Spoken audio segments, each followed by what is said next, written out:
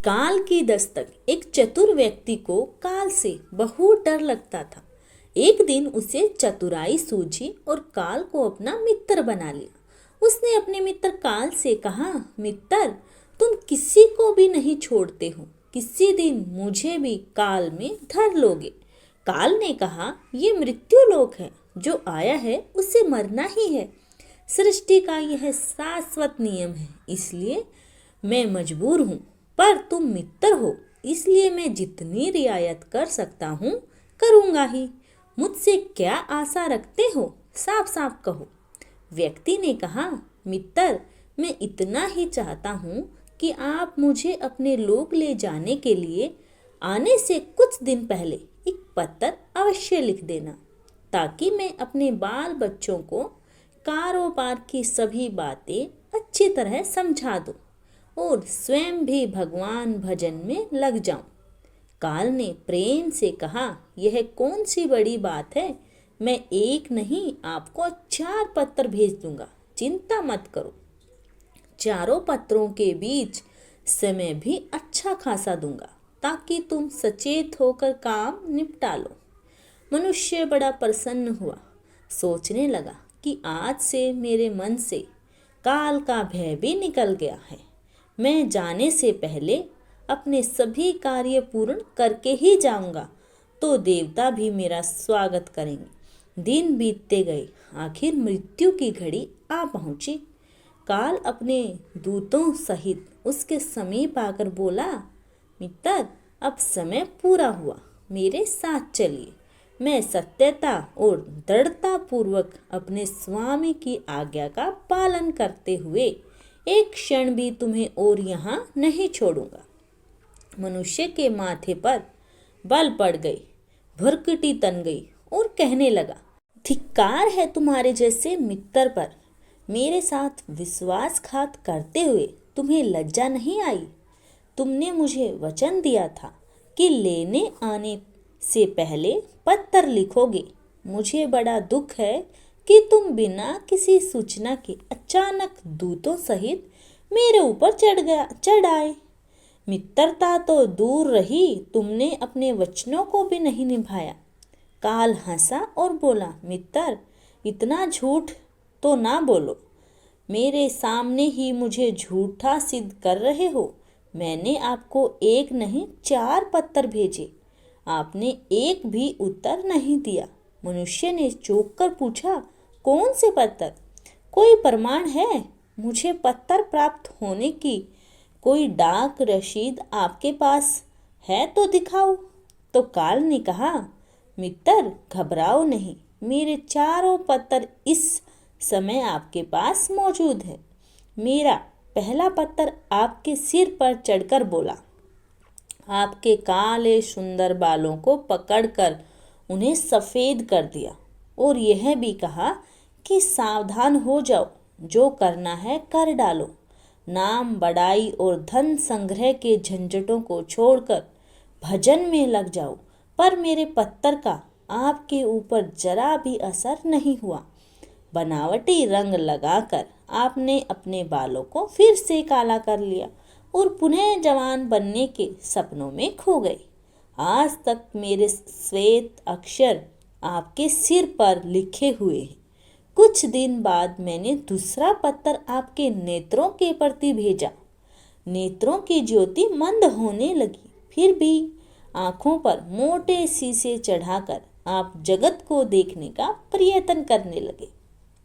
2 minute भी संसार की ओर से आंखें बंद करके ज्योति स्वरूप प्रभु का ध्यान मन में नहीं किया। इतने पर भी सावधान नहीं हुए तो मुझे आपकी दीन दशा पर बहुत तरस आया और मित्रता के नाते मैंने तीसरा पत्र भी भेजा। इस पत्र ने आपके दांतों को छुआ, हिलाया और तोड़ दिया।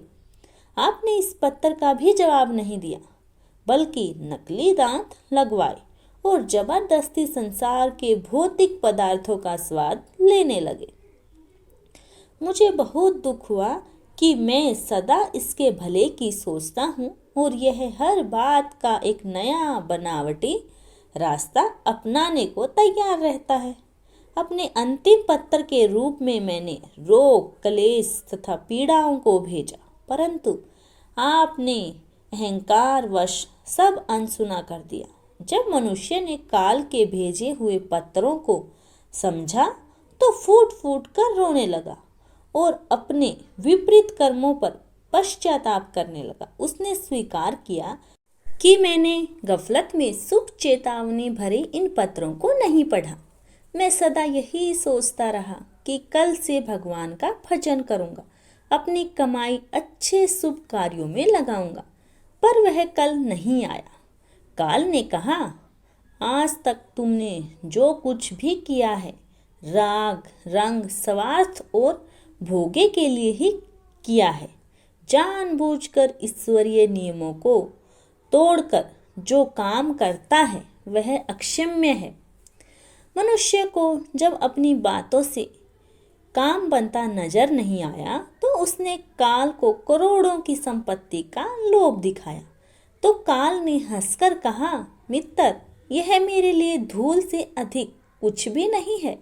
धन, दौलत, शोहरत, सत्ता, ये सब लोभ संसारी लोगों को वश में कर सकता है, मुझे नहीं।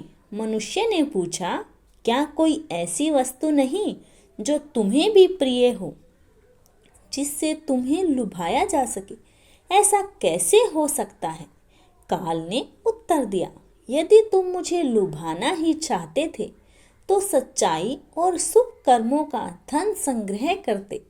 यह ऐसा धन है जिसके आगे मैं विवश हो सकता था, अपने निर्णय पर पुनर्विचार को बाध्य हो सकता था, पर तुम्हारे पास तो यह धन धेले भर का भी नहीं है। तुम्हारे ये सारे रुपए, पैसे, जमीन, जायदाद, तिजोरी में जमा धन संपत्ति सब यहीं छूट जाएगा। मेरे साथ तुम भी उसी प्रकार निर्वस्त्र जाओगे जैसे कोई भिखारी की आत्मा जाती है। काल ने जब मनुष्य की एक भी बात नहीं सुनी तो वह हाय हाय करके रोने लगा।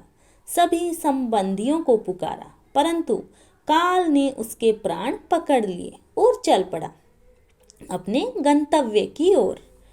काल ने कितनी बड़ी बात कही दोस्तों। एक ही सत्य है जो अटल है, वह है कि हम एक दिन मरेंगे जरूर। हम जीवन में कितनी दौलत जमा करेंगे, कितनी शोहरत पाएंगे, कैसी संतान होगी, यह सब अनिश्चित होता है, समय के गर्भ में छुपा होता है, परंतु हम मरेंगे एक दिन। बस यही एक ही बात जन्म के साथ ही तय हो जाती है। ये ध्रुव सत्य है, मृत्यु काल कभी भी दस्तक दे सकता है। प्रतिदिन उसकी तैयारी करनी होगी। समय के साथ उम्र की निशानियों को देखकर तो कम से कम हमें प्रभु की याद में रहने का अभ्यास करना चाहिए। और अभी तो कलयुग का अंतिम समय है, इसमें तो हर एक को, चाहे छोटा हो या बड़ा, सबको प्रभु की याद में रहकर कर्म करने चाहिए। धन्यवाद दोस्तों। जिसको ये कहानी पसंद आई please like, share and subscribe my channel.